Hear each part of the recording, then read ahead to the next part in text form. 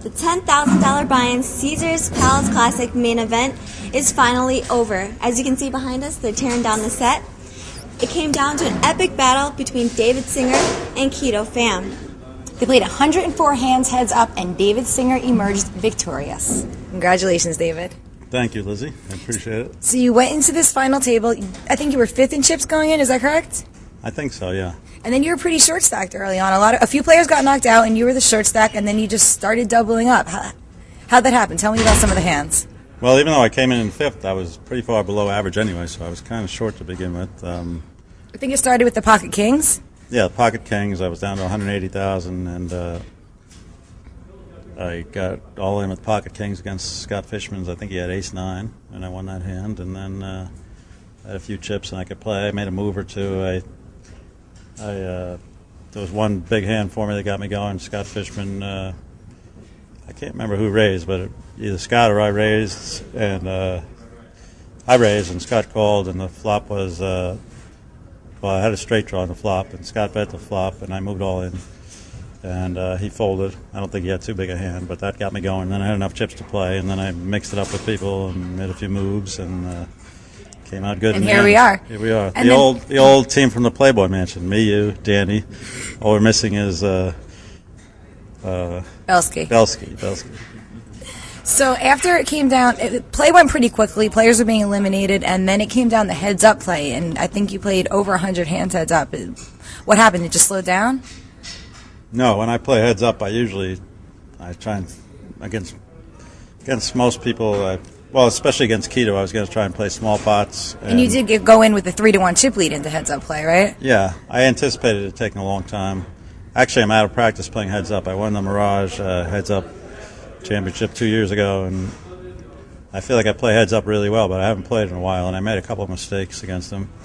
And then I feel like I changed my game around. I got chip lead back. And how did you change your game to regain the chip lead?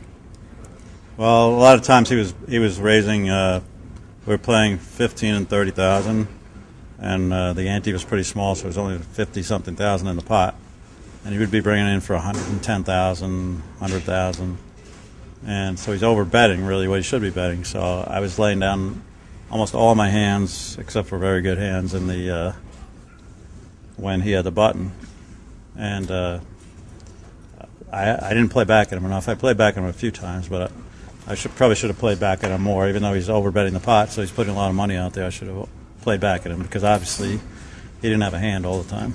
So how was Keto as a heads-up opponent? His aggression was a little overwhelming? It was very tough, yeah. I was trying to use his aggression against him, but it didn't work well for me. And in the end, he tricked me, and he actually, obviously, he outplayed me on the final hand. Tell us about the final hand. The final hand... you played back at him. Yeah, he raised, as he did a large percentage of the time on the button. I re-raised with ace-9. So you couldn't always give him credit for a good hand? Right, and he re-raised me, and for some reason, I still put him on not that good a hand. So I moved all in with my ace-9, and I read it pretty badly. He had two kings. Yeah. But there's some justice, because last time I got knocked out of a big no-limit final table, I had kings against an ace, and I lost that hand. So I needed a little luck at a final table for a change. And then what hand did you end up getting with your ace-9? I made a straight in the river. And what was Keto's reaction to this? I don't even know what his reaction was. Actually, I wasn't really paying attention. I don't think he was. He wasn't that emotional about it. So you excited about winning the first ever Caesars Palace Classic? I'm very excited. You have a watch, a bracelet, and $1 million. I'm very excited. When I play, I try not to get too excited, but I'm thrilled to win. It was a really good tournament, and I couldn't be happier. That's it from the Caesars Palace Classic. We hope you enjoyed our exclusive coverage on CardPlayer.com. I'm Christy Arnett. And I'm Lizzie Harrison for Card Player TV.